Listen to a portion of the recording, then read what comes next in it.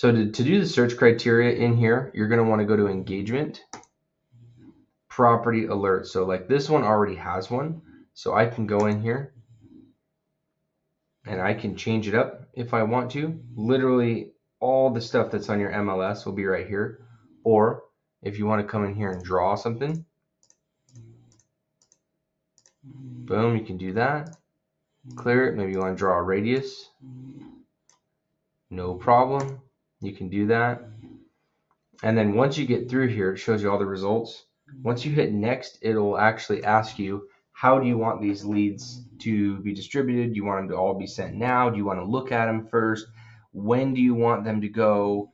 You literally pick how these things get actually delivered to the client. And I use this honestly more than my MLS because it's just easier. It looks better.